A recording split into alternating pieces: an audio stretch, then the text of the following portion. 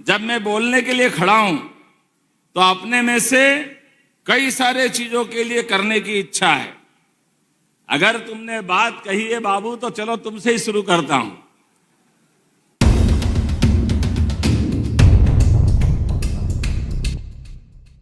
इस पूरे कार्यक्रम के साक्षी बड़नगर में बोलता हूं तो बड़नगर मजा अलग ही देता है। बड़नगर का आनंद, भुट्टे का लड्डू, कचौरी का टेस्ट, गराड़ू के आनंद और चामुंडा माता, बोरेश्वर महादेव और गजनी खेड़ी माता जी का आशीर्वाद लेने की सदैव हमारी इच्छा होती है। यशस्वी प्रधानमंत्री श्रीमान नरेंद्र मोदी जी का जोरदार अभिनंदन करो आज के इस अवसर पर। आप बड़नगर वालों का भी क्या भाग्य है भाई साहब। भाग्य हो तो किसी का बड़नगर जैसे का। अपने भारतीय जनता पार्टी के वंश वृक्ष में कुल 2 ही प्रधानमंत्री दिए हैं जो शुद्ध खाटी हमारे अपनी जड़ों से निकले हुए। एक स्वर्गीय भारत रत्न अटल बिहारी वाजपेयी, वो यहां पढ़ के गए। ये भी सौभाग्य है बड़नगर का। और एक और सौभाग्य है, माननीय नरेंद्र मोदी जी यहां संगठन करता तो आए हैं, लेकिन देश के प्रधानमंत्री बने तो उनका नाम भी बड़नगर है, गांव वाला। हमारे लिए यही सौभाग्य की बात है। ये बड़नगर, वो बड़नगर, बाकी सब गुड़गोबर नगर, केवल बड़नगर। मेरी भी पाठशाला है। मैंने BSc, LLB, MA, MBA, PhD सब करी, लेकिन बड़नगर की डिग्री सब पे भारी है। इसका अलग आनंद है आपके माध्यम से। हमारे बीच जब आनंद की बात हो तो परमात्मा की दया से बड़नगर वो नगर है जिस नगर में अतीत का गौरवशाली पृष्ठ जुड़ा हुआ है। अतीत में कई सारे महापुरुष हर काल हर युग में किसी भी दल के हो, कांग्रेस के हो, बीजेपी के हो, खिलाड़ी हो, गायक हो, कवि हो, हम सब भूल नहीं सकते हैं कविवर प्रदीप को, जिनके गानों को उनकी अपनी आवाज के माध्यम से अलग जगह आजादी के पहले, आओ बच्चों तुम्हें दिखाए झांकी हिंदुस्तान की, इस माटी से तिलक करो ये धरती है बलिदान की। ये जो उनका भाव है अतीत के काल से, तो ये कवि प्रदीप की भी नगरी है, स्वर्गीय भारत रत्न अटल बिहारी वाजपेयी जी की भी नगरी है। और जब हम स्कूल की बात कर रहे हैं तो यहाँ आने के पहले मैं अपना हमेशा एक स्थान और बहुत पवित्र है, हजारों साल पुराना गजनी खेड़ी माता जी का, चामुंडा माता की नगरी, उस स्थान से जो संबंध है, क्या अद्भुत स्थान है। माननीय प्रहलाद जी भाई साहब का भी भाग्य मानो, 2 बार टला उनका कार्यक्रम, लेकिन माँ बुलाए तो बच्चा जाए कैसे। बेटे को बुला के ही माने, और आपने कहा मेरा जीवन धन्य होगा, इतना अच्छा स्थान लगा आप। अरे तुम चुप तो रहो, बोलने तो दो मेरे को। मैंने तो पहले ही किया, मैं बड़नगर में सीखने आता हूं। ऐसे बहुत सारे गुरु घंटाल दिखते हैं मेरे को। सबका शिष्य में ही हूं, सबके पाठ गिन गिन के रखते जाता हूं, गठान बांध के। एक पाठ और मिल गया आज भी। लेकिन जब मैं बोलने के लिए खड़ा हूं तो अपने में से कई सारे चीजों के लिए करने की इच्छा है। अगर तुमने बात कही है बाबू तो चलो तुमसे ही शुरू करता हूं। गजनी खेड़ी पंचायत का नाम अब चामुंडा माता नगरी के रूप में जाना जाएगा। बोले चामुंडा माता की। हमारे लिए सौभाग्य की बात है, अद्भुत स्थान है।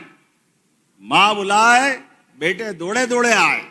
मैं कोशिश करता था हर नवरात्रि में आने की, लेकिन अब ये आपने बड़े संकट में डाल दिया है।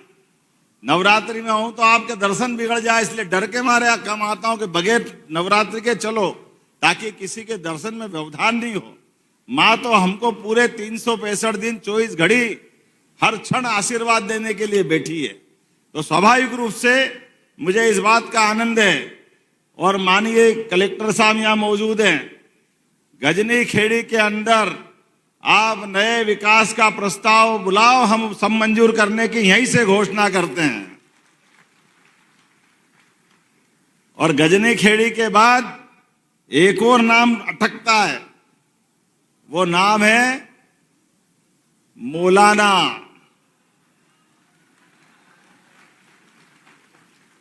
अब हमको तो समझ में ही नहीं आया, गांव के अंदर इस नाम से क्या संबंध है।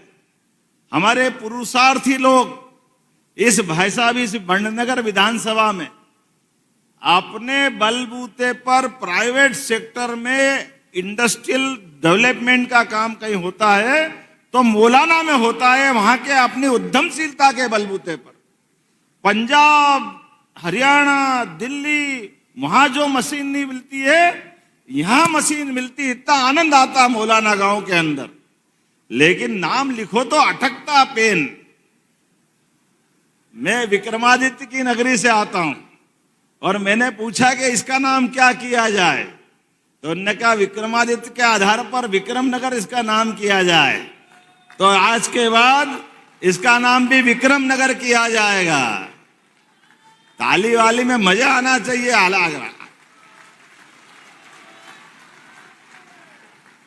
अब तुम ज्यादा नहीं बजा रहे हो तो अगली घोषणा नहीं करूंगा।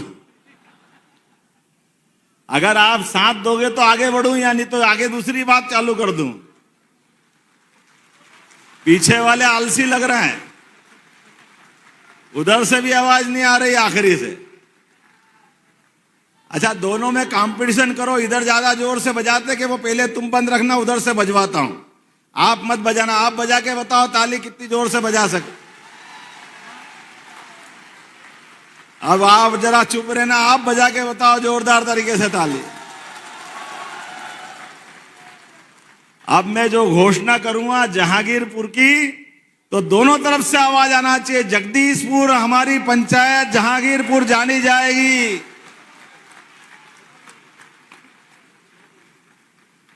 आगे से हमारे अपने आराध्यों को नमन करने की जो गौरवशाली परंपरा है, काल के प्रभाव में क्यों नाम रखा हमको नहीं मालूम, लेकिन जहां के जो मानने वाले हैं उनका अपना सम्मान है, उनका आत्मसम्मान है, उनकी अपनी सनातन संस्कृति में विश्वास है।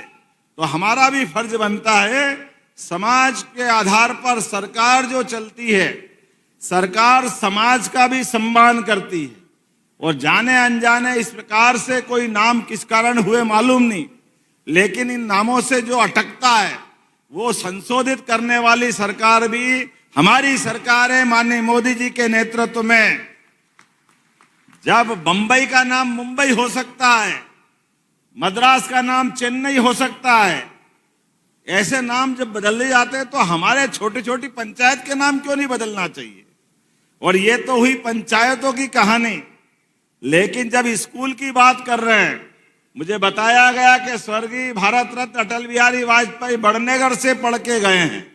उनकी प्राथमिक शिक्षा में यहाँ का गौरवशाली स्वर्णिम पक्ष जुड़ा हुआ है, इसलिए इस स्कूल का नाम भारत रत्न अटल बिहारी वाजपेयी किया जाता है।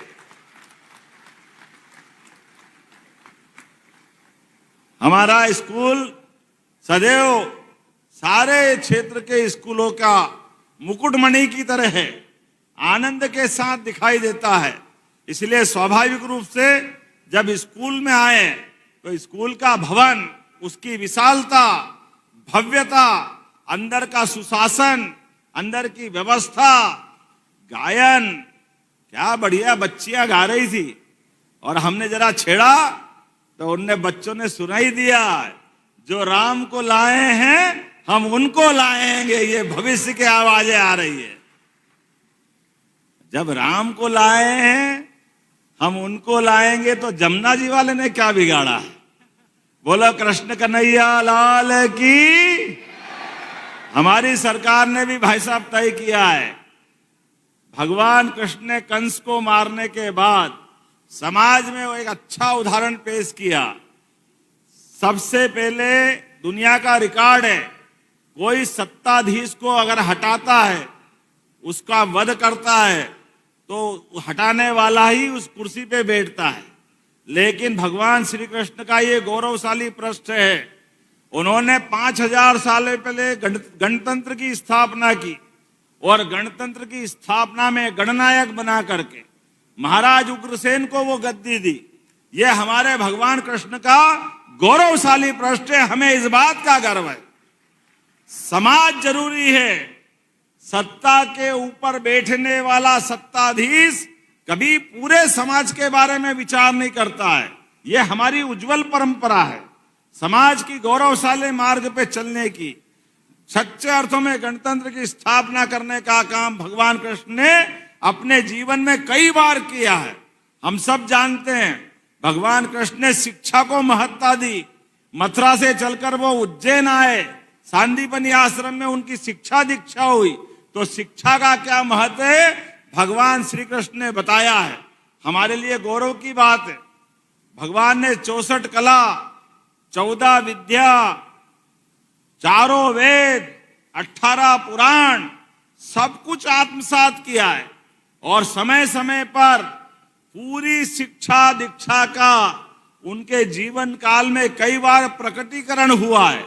ऐसे में सरकार का दायित्व बनता है अतीत के काले पृष्ठों को मिटा करके, जैसे भगवान राम के लिए पूरे देश में वन गमन पथ की योजना बनी, हमने निर्णय किया है भगवान कृष्ण की जहां जहां लीला मध्य प्रदेश में हुई, सांदीपनि आश्रम जाना पाओ, जहां परशुराम जी ने भगवान कृष्ण को सुदर्शन चक्र दिया है, धार के पास अमझेरा जहां भगवान कृष्ण और रुक्मी का युद्ध हुआ रुक्मिणी हरण के टाइम, ऐसे प्रत्येक स्थान को तीर्थ स्थल बनाने वाले हैं भगवान कृष्ण के नाम पर। यह हमारे आराध्य को नमन है। हम जिनको अलग अलग रूप में जानते हैं, उनके जीवन के विविध पक्षों को लाने की जरूरत है। आज के युग में गरीब अमीर की दोस्ती का भगवान कृष्ण और सुदामा का प्रसंग जितेंद्र पंड्या जी ने याद दिलाया। लेकिन जितेंद्र बाबू याद रखना, भगवान कृष्ण ने गरीब अमीर की दोस्ती में एक बात ध्यान भी दी थी, वो हमारे लिए पाथे गठान बांध के रखना। भगवान के दरबार में सुदामा मांगने गए थे कि मुझे अपने कन्हैया से घर में बाल बच्चों का विवाह करना है, गरीबी की हालत बहुत खराब है, कुछ मिल जाए तो मेरी जिंदगी बदल जाएगी। भगवान कृष्ण ने उसको 4-6 महीने अपने यहाँ रखा, लेकिन विदा करते टाइम उनको कुछ भी नहीं दिया। उनको वैसे ही अच्छे कपड़े, अच्छी व्यवस्था करके भेज दिया। लेकिन घर पहुंचने के पहले भव्य महल बना करके दोस्तों का मान सम्मान बढ़ाया, ये मित्रता का सम्मान किया है। ये सबक हमको याद रखना है जो भगवान ने हमको सिखाया है कि आपके मित्र मित्रता का भाव कभी भी उसको याचक दृष्टि में मत दिखाना, उसका पीठ पीछे मदद करना, इतनी कर दो जितनी उसने कल्पना नहीं की, लेकिन सामने उसको निगाह नीची करने का मौका मत देना। यह भगवान कृष्ण ने पाठ पढ़ाया है। तो गरीब अमीर की मित्रता का सबसे बड़ा उदाहरण सुदामा और भगवान श्री कृष्ण से जुड़ता है। हमने तय किया है उज्जैन जिले में महिदपुर नाम का नारायण स्थान है, उस स्थान को हम भव्य तीर्थ बनाने वाले हैं। यह इसी बात के लिए जाना जाएगा जहां भगवान ने मित्रता सुदामा से की थी। ऐसे एक नहीं कई सारी बातें मैं बता सकता हूं, लेकिन आज चूंकि समय की कमी भी है और कुछ चीजें हमने लगातार यहाँ कही भी है। मुझे बताया गया कि मंडी यहाँ की बहुत अच्छी है, 17 करोड़ का रेवेन्यू मिलता है। तो उस मंडी के अंदर 4 करोड़ के भूमि पूजन यहीं से किए जा रहे हैं और आगे भी चिंता मत करना, आने वाले समय में जो बड़नगर चाहेगा वो सब मिलेगा। लेकिन जब बड़नगर में आ रहे हैं तो 40 करोड़ के स्कूल का लोकार्पण हुआ है, वो भी भारत रत्न अटल बिहारी वाजपेयी जी के नाम पर। और अटल जी के नाम पर अगर हमने अपना इस स्थान को अमर किया है तो यशस्वी प्रधानमंत्री ने भी बड़नगर के आधार पे मध्य प्रदेश को भी हमको बड़ी सौगात दी है। 70,000 करोड़ के माध्यम से पार्वती कालीसिंध चंबल योजना के लिए हमें आशीर्वाद मिला है और उससे हमारी चंबल चामला दोनों मिलती है। इन नदियों को जोड़ करके बड़नगर में भी पानी की खेतों पे पर्याप्त व्यवस्था करने का निर्णय किया गया है। मां नर्मदा ने जब बाकी तहसीलों में आशीर्वाद दिया, उज्जैन, घटिया, तराना, महिदपुर, तो हमारी बड़नगर जो बची थी ये बड़ी अटक रही थी। लेकिन अटकने वाली योजना पे भी हमारी सरकार ने माननीय प्रधानमंत्री के नेतृत्व में, माननीय जल शक्ति मंत्री के साथ, राजस्थान के मुख्यमंत्री, मुझे बड़े दुख के साथ कहना पड़ रहा है, कांग्रेस के लोग कभी संवेदनशीलता रखते ही नहीं है। कोई उनका विकास से मतलब नहीं, जनता से कोई लेना देना नहीं। 55 साल तक राज्य किया, लेकिन नदी जोड़ो अभियान असंभव। अरे वो नर्मदा घाटी के अपने डैम बनना थे, वो डैम भी 77 से शुरू योजना थी, लेकिन 2003-4 तक जब तक भाजपा की सरकार नहीं बनी, एक भी डैम नहीं बनाया। या सारा पाप किसके माथे पे है? तो कांग्रेस के कलंक के माथे पे है। मुझे इस बात को कहने में कोई शर्म नहीं है। कांग्रेस के लोग कभी जनता का भला करना नहीं जानते और इसी के कारण से कांग्रेस की दुर्दशा हुई है। और यशस्वी प्रधानमंत्री तो आधुनिक भागीरथ की तरह हमारे बीच में आए, जिनने स्वर्गीय भारत रत्न अटल बिहारी वाजपेयी जी की नदी जोड़ो योजना को मैदान पे उतार के लागू कराने का शुरू कर दिया। ये हमारा सौभाग्य है। और उसी के बलबूते मध्य प्रदेश तो वो राज्य है जिसने 20 साल पहले से राजस्थान के साथ झंझट चल रही थी हमारी पार्वती कालीसिंध चंबल योजना को लेकर के, एक झटके में माननीय मोदी जी के सामने राजस्थान के मुख्यमंत्री बैठे, हम बैठे, जल शक्ति मंत्री बैठे, 70,000 करोड़ की योजना एक झटके में मंजूर करके पूरे क्षेत्र को आनंद में डुबाया है। और आपका आनंद भी यहां बड़नगर ने इंदौर से ही प्रारंभ होगा। चंबल निकली इंदौर से, इंदौर जिले से पहले देपालपुर पूरी विधानसभा। अरे देपालपुर वाले भी अपने जोरदार ताली उनके लिए भी बजा दो, वो भी आनंद में रहेंगे। देपालपुर के बाद बड़नगर, जब आपका बोलूं तब तो बोलना नहीं पड़े, वैसे ही ताली उठ जाना चाहिए। क्या मालूम कैसे भुट्टे के लड्डू खाते भूल ही जाते हैं। ऐसा आनंद आता है बड़नगर में कि जैसी बात करते जाओ खत्म ही नहीं होगी। और यहां के बाद नागदा, खाचरोद, हमारा पूरा उज्जैन जिला, इंदौर जिला, रतलाम जिला, मंदसौर जिला, राजगढ़, शाजापुर, देवास, शिवपुरी, गुना, चंबल का हमारा मुरैना से लेके ग्वालियर तक का, उसमें श्योपुर भी आ गया। 13 जिलों के अंदर पार्वती कालीसिंध चंबल योजना के माध्यम से पानी मिलेगा। और बुंदेलखंड जो केवल पानी के अभाव में हर साल पलायन करते थे, बड़े दुख के साथ कहना पड़ेगा, बुंदेलखंड में केवल निचोड़ने का काम कांग्रेस ने किया था। अभी यशस्वी प्रधानमंत्री के माध्यम से हमारी सरकार को 1 साल हुआ, ये दोनों 1,75,000 करोड़ की योजना का भूमि पूजन करके शुभारंभ हो गया। ये हमारे लिए आनंद की बात है। एक नहीं, बहुत सारी प्रकार की बातें, लेकिन आज तो हमने अपने बच्चों के स्कूल का लोकार्पण किया है।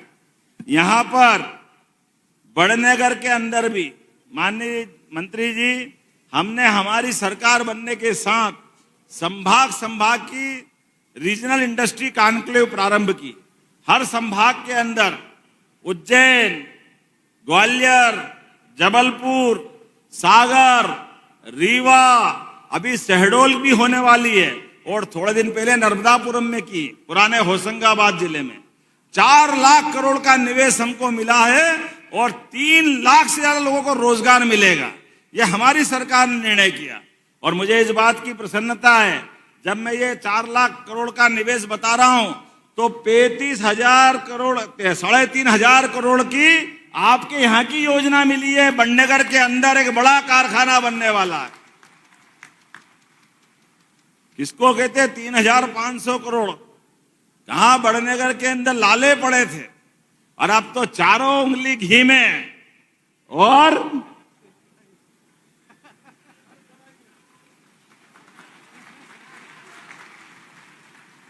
सारा हिसाब चूकता कर लिया। जब तक नहीं होता था और होने लगा तो छोरा अपना पैदा होते ही सोने के पालने में झूलने लगा।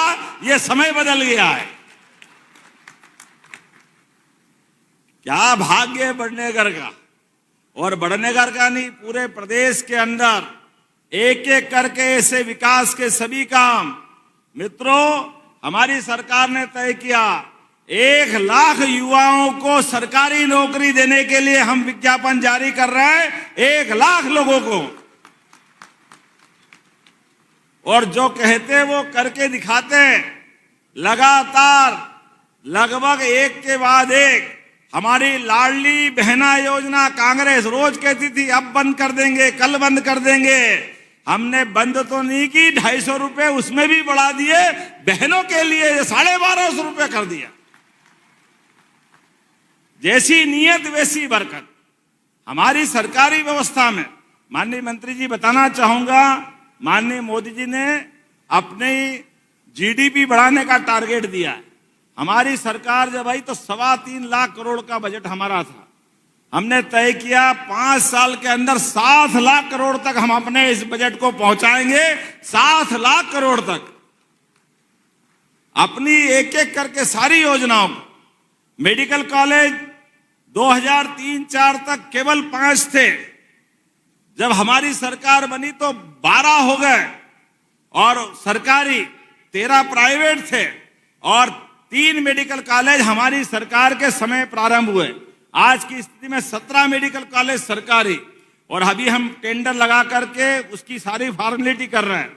14 मेडिकल कॉलेज इसी साल और मिलने वाले हैं अपने प्रदेश के अंदर। ये हमारी सरकार का संकल्प है। हमारे बच्चे डॉक्टर बने, वकील बने, इंजीनियर बने। आज ही मैं सुबह विक्रम विश्वविद्यालय के अंदर डेयरी टेक्नोलॉजी के नए कोर्स का शुभारंभ करके आ रहा हूं। इस देश के अंदर भारत में मध्य प्रदेश 3रे नंबर पे दूध उत्पादन में, लेकिन दूध उत्पादन क्षमता हमारी 9% है। हमने तय किया इसको 20% तक ले जाएंगे। हमारी खेती की आमदनी से किसान की जिंदगी बदले, अच्छी बात है, लेकिन दूध उत्पादन में भी उसकी महत्ता बढ़ना चाहिए। इस देश की पहचान तो दुनिया में दूध दही की नदियां बहती थी, इस नाते से जानी जाती थी।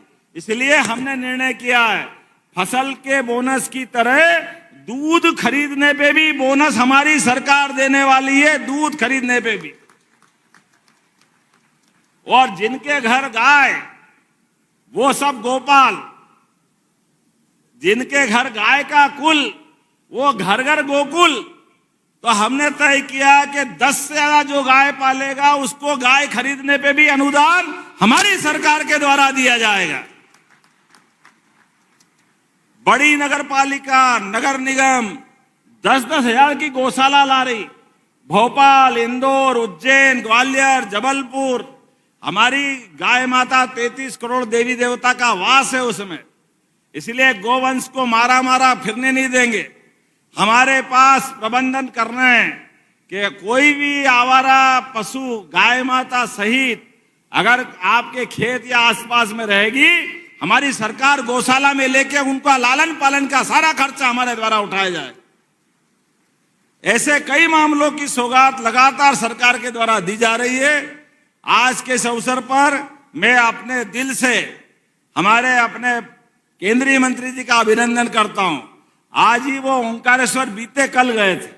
जब हमारे डैम के ऊपर फ्लोटिंग सोलर प्लांट देखा, पानी भरा हुआ है डैम के ऊपर, तो उसके ऊपर भी क्या उपयोग करना चाहिए।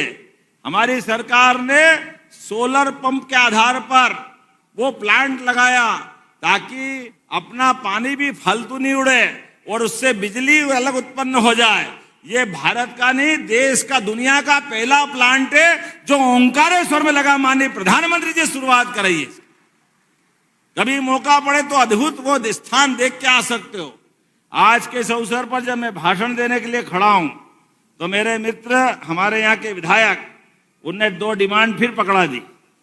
मैं इनसे कह रहा था आज जो बोला वही बहुत है, थोड़ा जरा शांति रखो, 1 ही साल हुआ है, अभी और भी आता रहूंगा, आऊंगा कि नहीं आऊंगा, तो लगातार मिलेगी। लेकिन जब आपने कहा है तो हमारे बड़नगर विधानसभा में मटर, प्याज, लहसुन, गाजर, आलू, ये सारी की सारी हमारी जो फसलें होती है, इनके लिए फूड प्रोसेसिंग यूनिट लगाने की आपने मांग की। हम कोशिश करेंगे, बहुत जल्दी फूड प्रोसेसिंग यूनिट यहां लगाया जाएगा। अब ये तो बोल ही दिया हमने, चांवला, चंबल, गंभीर, जो भी गांव बचेंगे, एक एक गांव में पानी पहुंचाने का प्रयास हमारी सरकार के द्वारा किया जाएगा। रहीमन पानी राखिए, बिन पानी सब सून, पानी गए न उबरे, मोती मानस चून। मुझे मालूम है पानी की महत्ता क्या है।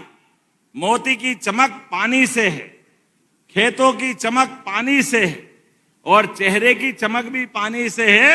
यशस्वी प्रधानमंत्री के नेतृत्व में सब चमक बरकरार रखेंगे। बहुत बहुत धन्यवाद। भारत माता की जय।